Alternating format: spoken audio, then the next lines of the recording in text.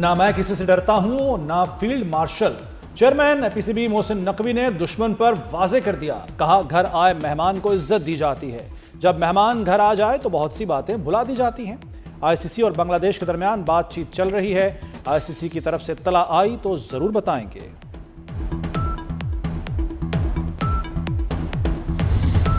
T20 world cup میں بھارت کے خلاف کھیلنا ہے یا نہیں، حتمی فیصلہ وزیر اعظم شہباز شریف کریں گے۔ جلد بڑے بریک تھرو کا امکان۔ Chairman P C B Mohsin Naqvi کی وزیر اعظم سے ملاقات ہوگی۔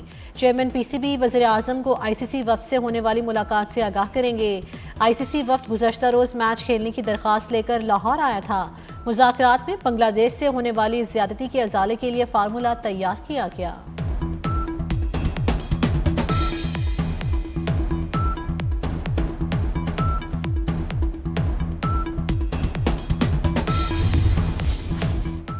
محسن نقوی بنگلہ دیش کرکٹ بورڈ کی آواز بن گئے، بی سی بی کو کرکٹ میں برابری کا حصہ دار بنانے پر زور۔ آئی سی سی، پی سی بی اور بی سی بی کے مذاکرات میں مطالبات سامنے آ گئے۔ محسن نقوی نے آئی سی سی وفد پر زور دیا کہ بھارتی ٹیم ستمبر میں دورہ بنگلہ دیش یقینی بنائے، بنگلہ دیش کو ورلڈ کپ کی آمدنی سے پورا حصہ دیا جائے، بنگلہ دیش کو آئی سی سی ایونٹ کی میزبانی دینے پر بھی زور۔ محسن نقوی نے کہا کہ بھارت کو گیم آف جنٹلمین کی روایات پر عمل کرنے کا پابند بنایا جائے۔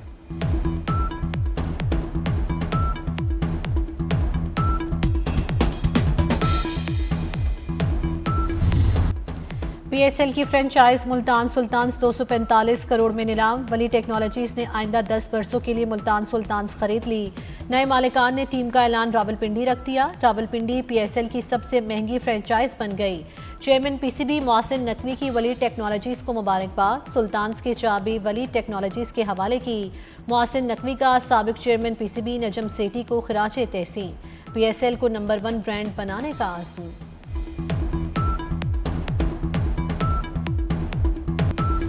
Today, Pakistan is absolutely ready on its toes to join the world in the field of AI interventions. I am pleased to announce that the government of Pakistan is committed to invest $1 billion in AI by 2030. Pakistan 2030 تک اے آئی پر $1 ارب خرچ کرے گا، وزیر اعظم شہباز شریف کا اعلان۔ ملک کو جدید تقاضوں سے ہم آہنگ کرنے کا عزم۔ وزیر اعظم کا انڈس اے آئی ویک کی افتتاحی تقریب سے خطاب، کہا 10 لاکھ افراد کو اے آئی کی تربیت دیں گے، 5 سال میں 1000 پی ایچ ڈیز کو اے آئی اسکالرشپس دیں گے۔ بلوچستان، آزاد کشمیر اور گلگت بلتستان کے اسکولوں میں اے آئی کی تعلیم دینے کا اعلان۔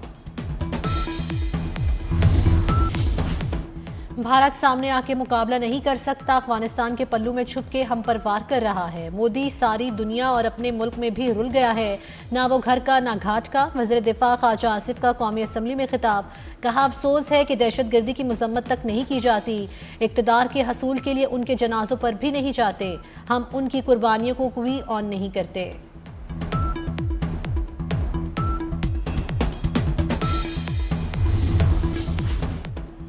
پی ٹی آئی کی عیاری نہیں چلی، پنجاب میں 0 شٹر ڈاؤن، 0 ہڑتال اور 0 پہیہ جام تھا۔ بسنت انتہائی کامیاب رہی، صحرا عوام کے سر جاتا ہے۔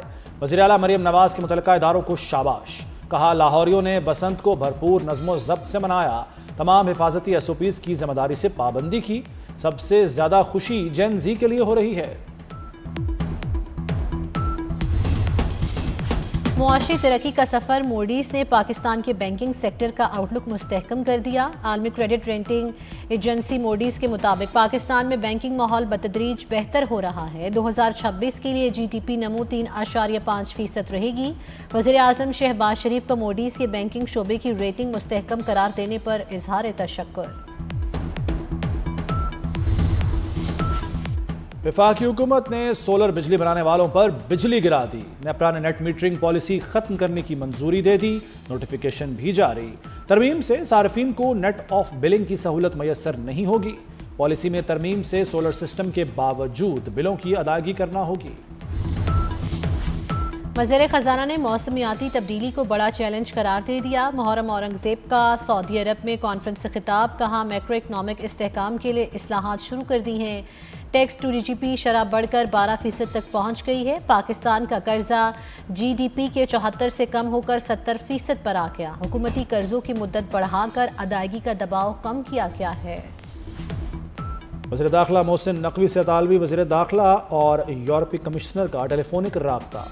مسجد میں ہونے والے خودکش دھماکے کی شدید الفاظ میں مذمت۔ اطالوی وزیر داخلہ اور یورپی کمشنر کا حملے میں قیمتی جانوں کے ضیاع پر افسوس کا اظہار۔ متاثرہ خاندانوں سے ہمدردی اور اظہار یکجہتی۔ محسن نقوی نے کہا کہ پاکستان دہشت گردی کے خلاف دنیا کے لیے ایک ڈھال ہے۔ دنیا کو دہشت گردی سے محفوظ رکھنے کے عالمی اقدامات کی ضرورت ہے۔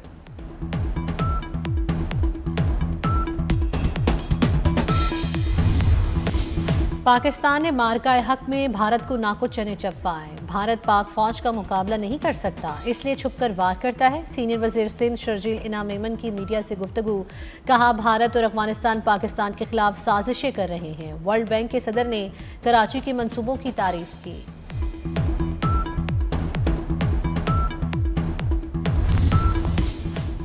وزیر اعلیٰ مریم نواز سے عالمی بینک کے صدر اجے بنگا کی ملاقات۔ صحت، تعلیم، ستھرا پنجاب میں تعاون بڑھانے پر گفتگو۔ ورلڈ بینک اور پنجاب کے درمیان شراکت داری پر بات چیت۔ جے بنگا نے وزیر اعلیٰ مریم نواز کے فلاحی منصوبوں کو سراہا۔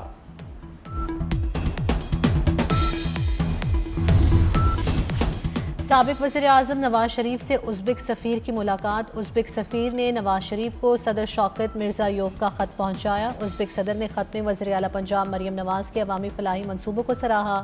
نواز شریف اور مریم نواز کو ازبکستان کے دورے کی دعوت دی۔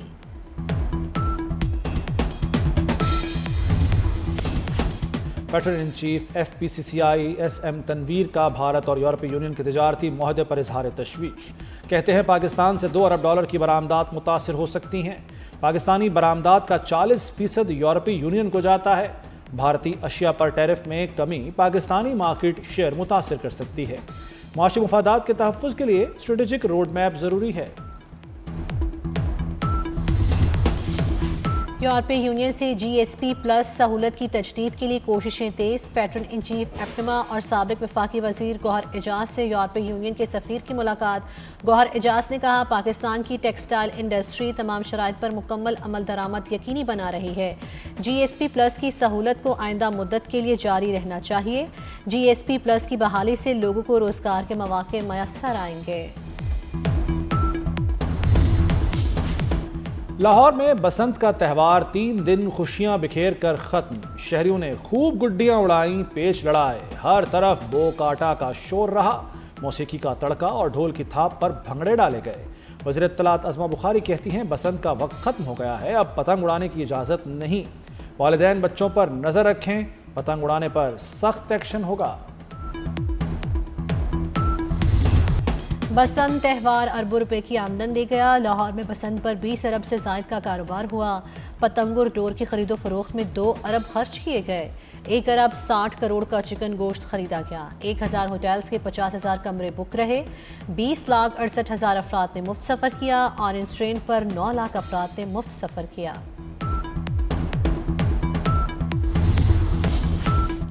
کائٹ فلائنگ ایکٹ کی خلاف ورزی پر بلا امتیاز کارروائی ہوگی۔ پتنگ اور ڈور کی ترسیل جرم تصور ہوگی۔ سی سی پی او لاہور نے کہا ہے کہ دکاندار پتنگ اور ڈور کی خرید و فروخت سے گریز کریں۔ والدین بچوں کی سرگرمیوں پر کڑی نظر رکھیں، قانون کی پاسداری یقینی بنائیں۔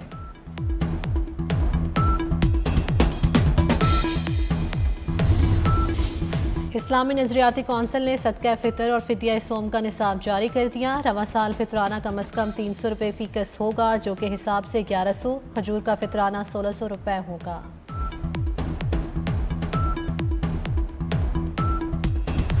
سانحہ بھاٹی گیٹ مقدمے میں نئی پیش رفت سامنے آ گئی۔ مدعیان نے ملزمان کو اللہ کی رضا کے لیے معاف کر دیا۔ عدالت کے حکم پر گرفتار 5 ملزموں کو رہا کر دیا گیا۔ 28 جنوری کو لاہور میں خاتون اور بچی گٹر میں گر کر جاں بحق ہو گئی تھیں۔ غزہ امن بورڈ کا پہلا اجلاس 19 فروری کو واشنگٹن میں ہوگا۔ اجلاس میں غزہ میں انسانی امداد، پائیدار امن پر غور ہوگا۔ ٹرمپ انتظامیہ کی طرف سے بورڈ کے تمام 25 ارکان کو دعوت نامے بھیجے جا چکے ہیں۔ برطانیہ، فرانس اور ناروے سمیت کئی یورپی ممالک بورڈ میں شمولیت سے انکار کر چکے۔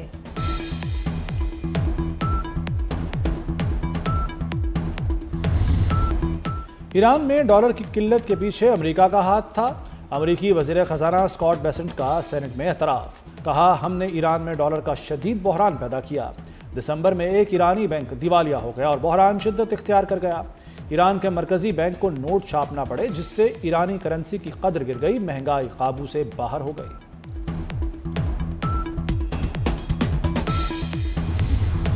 جاپان میں قبل از وقت پارلیمانی انتخابات، حکمران اتحاد 2/3 اکثریت سے کامیاب ہو گیا۔ حکمران اتحاد 465 میں سے 323 نشستوں پر فاتح۔ لبرل ڈیموکریٹک پارٹی کی 64 سالہ سربراہ سنائے تاکائچی کی دوبارہ وزیر اعظم بننے کی راہ ہموار ہو گئی۔ امریکی صدر ڈونلڈ ٹرمپ کی مبارکباد۔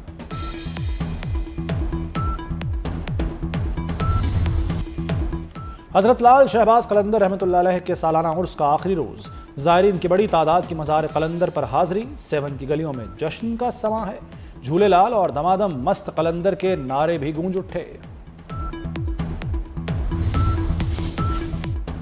اور T20 ورلڈ کپ میں آج بھی 3 مقابلے۔ پہلے میچ میں اسکاٹ لینڈ نے اٹلی کو 73 رن سے شکست دے دی۔ زمبابوے نے عمان کو ہرا دیا۔ جنوبی افریقہ نے کینیڈا کو 214 رنز کا ہدف دیا۔